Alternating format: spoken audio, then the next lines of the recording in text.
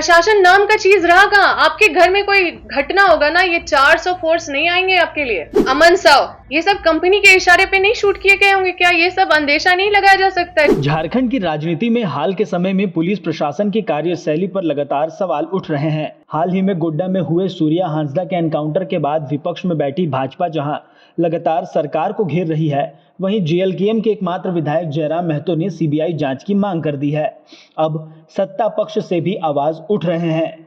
दरअसल बड़कागांव के पूर्व विधायक और कांग्रेस नेता अंबा प्रसाद ने पुलिस पर गंभीर आरोप लगाते हुए कहा कि जिस तरह दबाव में गैंगस्टर अमन साहू और सूर्या हांसदा की हत्या की गई, ठीक उसी प्रकार उनकी भी हत्या की जा सकती है। दरअसल आज रांची स्थित अपने आवास पर प्रेस वार्ता कर अंबा प्रसाद ने सीधे सीधे अपने ही सरकार के पुलिस प्रशासन को कटघरे में खड़ा कर दिया है। उन्होंने कहा कि कुछ पुलिस अधिकारी सत्ता और कंपनियों के दबाव में आकर काम कर रहे हैं और मुख्यमंत्री हेमंत सोरेन से इस पूरे मामले की गहनता से जांच करने की मांग की है। आप सब जानते हैं कि ऐतिहासिक रूप से झारखंड में खनिजों की लूट होती रही है, जिसके खिलाफ धरती आबा बिरसा मुंडा, स्वर्गीय धरती आबा शिबू सोरेन जी और तमाम झारखंड के सभी लोग इस लड़ाई को लड़ते हैं। साथियों, बड़कागांव के खनिज अवैध खनन के खिलाफ लगातार मेरे पूर्व मंत्री श्री योगेंद्र साहब आवाज उठाए, उनको भी जेल में डाला गया। पूर्व विधायक निर्मला देवी आवाज उठाई, उनको भी जेल डाला गया। मैं भी इसके जो वहां पे इलीगल माइनिंग हो रही है, अवैध खनन हो रहा है, उसके खिलाफ हम भी आवाज उठाएं। तो आप लोगों को बताना चाहती हूँ कि इस तरह के इलीगल माइनिंग करने वाले कंपनी में एक कंपनी जो ऋत्विक है, जो कि जिसके मालिक है सीएम रमेश, जो भाजपा से सांसद है आंध्र प्रदेश से, और 2000 किलोमीटर से चल के वो यहाँ झारखंड में खनन करने आते हैं।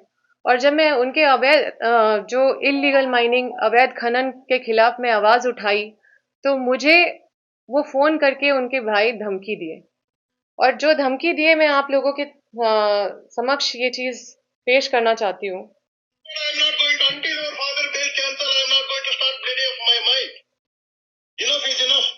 Calm down. Ready? How you become? I will see. I will ruin your political life. You see. And you can't say it this way, Rajesh ji. आप सोचिए कि इनकी इतनी हिम्मत।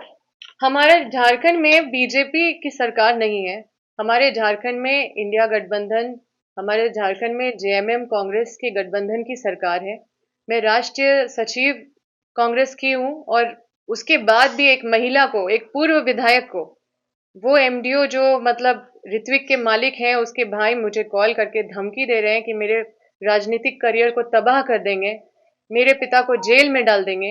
इतना कॉन्फिडेंस जो दिखा रहे हैं, ये एक बहुत बड़ा सवालिया निशान खड़ा करता है पुलिस प्रशासन पे कि क्या हजारीबाग के प्रशासन सीएम रमेश, सीएम राजेश के साथ मिले हुए हैं? क्या उनके अवैध खनन को इतना संरक्षण मिल रहा है?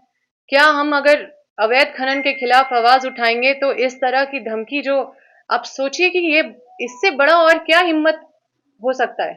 भाजपा के सांसद, उनके भाई, उनका मिलके वहां पे ऋत्विक में अवैध खनन का काम कर रहे हैं, और वहां पे लोगों को ना मुआवजा दे रहे हैं, वहां पे दलालों को रख के कुछ भी रेट फिक्स कर दिया जाता है, 100 रुपया ले लो या 200 रुपया ले लो, सब्जी बाजार जैसा एकदम ऐसे ऐसे अन्याय लोगों के साथ किया जा रहा है। और उनके पक्ष में, जनता के पक्ष में अगर अवैध खनन के खिलाफ आवाज उठाएंगे तो ये लोग इस तरह की धमकी दिए, और कल ये फोन करके हमको धमकी दी, और आज मेरे घर में 400 पुलिस के फोर्स गई, मेरे ड्राइवर को उठा लिया गया।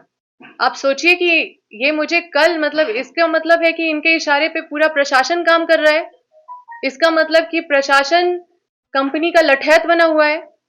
आज जो झारखंड में अवैध खनन का जो मामला है, ये वर्षों पुराना है, जिसके खिलाफ सभी बड़े महापुरुषों ने आवाज उठाया है, और हम भी लगातार इसके बारे में वर्षों से आवाज उठाते रहे हैं। और ये लोग जिस तरह से धमकी दिए हैं, ये निश्चित रूप से ये साफ साफ दिखाता है कि इन माफियाओं के साथ जो प्रशासन का गठजोड़ है वो कितना मजबूत है।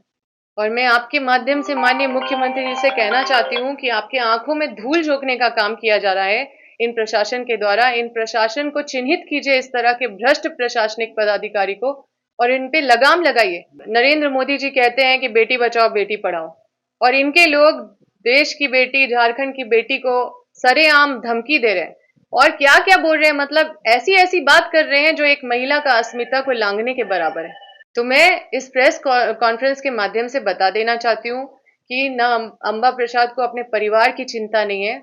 हम अपने परिवार की लड़ाई नहीं लड़ रहे हैं, हम अपने बड़का गांव के खनीज की लड़ाई लड़ रहे हैं, अपने हजारीबाग को बचाने की लड़ाई लड़ रहे हैं, झारखंड के खनीज की लड़ाई लड़ रहे हैं, झारखंड का भविष्य बचाने की लड़ाई लड़ रहे हैं।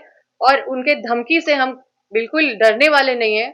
ये मुझे जेल डालेंगे, ये मुझे तबाह करेंगे, ये मेरे पीछे एजेंसियां लगाएंगे, ये मेरे पीछे कई तरह के प्रताड़नाएं करेंगे, मेरे घर में पुलिस भेज देंगे, मेरे ड्राइवर को उठा लेंगे, मेरे लोगों को थाना में ले जाके खूब पीटेंगे, लेकिन फिर भी हम टूटने नहीं जा रहे हैं। हम उनको एक्सपोज करेंगे और ये लड़ाई लड़ते रहेंगे।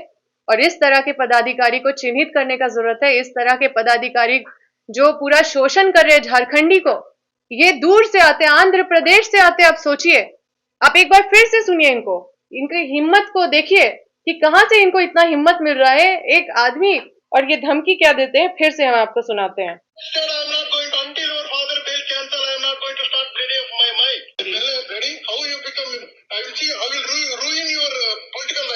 पॉलिटिकल लाइफ को रूइन करना है, व्यक्तिगत लाइफ को रूइन करना है। हम तो मतलब रिकॉर्ड करते नहीं है, लेकिन ये वीडियो रिकॉर्डिंग है। मेरे बगल में कोई थी, तो फिर इतना देख रही थी, धमकी मिल रहा है, तो उसने थोड़ा सा रिकॉर्ड किया तो इतना सा आया। आप सोचो कि ये 2 मिनट में क्या क्या बोले होंगे। ये तो कुछ सेकेंड का है। इनकी इतनी हिम्मत है, और ये झारखंड है, हम लोग झारखंड के लोग हैं। हमारे झारखंड के भाई बहन को कुचला जा रहा है, हमारे वो जिनको कुचला जा रहा है, जिनको मारा जा रहा है, जिनको बेघर किया जा रहा है, वो यहीं के लोग हैं, यहीं के आदिवासी मूलवासी हैं, यहीं के किसान वर्ग के लोग हैं। ये सांसद है? ये तो गुंडे हैं, ये तो बदमाश गुंडे हैं, ये तो माफिया है। कोई इस तरह से कोई महिला से बात करता है? तो साथियों, आपको बस यही कहना है कि ये कोई छोटी मोटी बात नहीं है। जो बाहर के लोग आके यहाँ के खनिज संपदा लूट रहे हैं, इसकी लड़ाई थी कि यहाँ के लोग का हक और अधिकार मारा जा रहा है, इसलिए अलग झारखंड का निर्माण हो। और आज खुलेआम से इस तरह के लोग पूर्व विधायक को, एक जनप्रतिनिधि को कॉल करके ऐसी धमकी दे रहे हैं कि व्यक्तिगत जीवन बर्बाद कर देंगे। कई तरह की ऐसी बात बोले जो हम बता नहीं सकते, और जो रिकॉर्ड भी रहता तो आप लोग को सुना देते, लेकिन हम अपने मुंह से नहीं बता सकते। वो एक तरह से मतलब एक महिला का अस्मिता को लांघने के बराबर है। प्रशासन नाम का चीज रहा कहाँ? आपके घर में कोई घटना होगा ना, ये 400 फोर्स नहीं आएंगे आपके लिए। कंपनी का अगर कोई ऑर्डर आ गया ना, तो 400 फोर्स आ जाएंगे 4-5 बजे भोर मेरा ड्राइवर को उठाने के लिए। मेरा ड्राइवर, आप सोचिए उसका क्या क्या कसूर है कि वो मेरा गाड़ी चलाता है, अंबा प्रसाद का गाड़ी चलाता है, ये उसका कसूर है?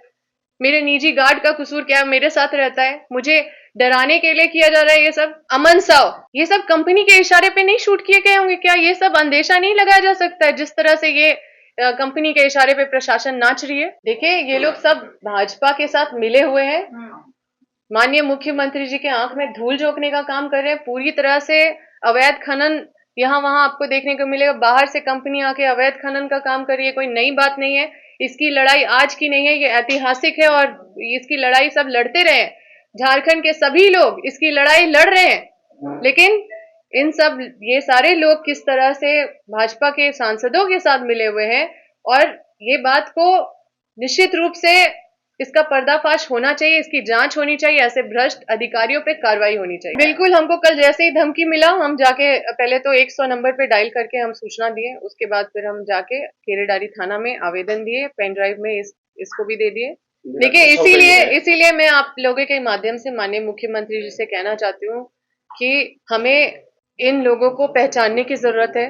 सब लगभग अधिकारी भाजपा सांसद के इशारे पे या कंपनी के इशारे पे यहाँ के जो खनिज है वो लूटने का काम कर रहे हैं, और हम जो झारखंड का भविष्य है उसको अगर बचाना है तो इन लोगों को चिन्हित करना होगा, और इन लोगों के ऊपर कार्रवाई करने की जरूरत है। और इनका इतना जो मन बढ़ गया, इससे बड़ा चीज और क्या हो सकता है? सीएम रमेश नाम है उनका, वो आंध्र प्रदेश से सांसद है, पहले राज्यसभा मेंबर थे, अभी लोकसभा मेंबर है। और ये सांसद नहीं, एक गुंडा है, एक बदमाश है, इस माफिया है। इस तरह के लोग, इस तरह का आचरण आप देख सकते हैं कि ये उस पार्टी से है जहां पे बस नारे लगाए जाते हैं, जहाँ पे बेटी बचाओ बेटी पढ़ाओ क्या कहे जाते हैं, ये जब यहाँ झारखंड में आके झारखंड की बेटी से, यहाँ की जनप्रतिनिधि से, पूर्व विधायक से जब इस तरह का मतलब शर्मनाक बात कर सकते हैं, तो आप सोचिए दूसरी महिलाओं के साथ ये क्या कैसे पेश आते होंगे। क्षेत्र में इतनी आबादी है, क्षेत्र में हमारे पास तो चलिए हमारे पास कुछ पैरवी है, सोर्स है, हम कई लोगों से मिल सकते हैं, हमारे पास कुछ धन बल है, कुछ शक्ति बल है, हम अपनी लड़ाई भी लड़ लेंगे, लेकिन वो लोग कैसे लड़ेंगे।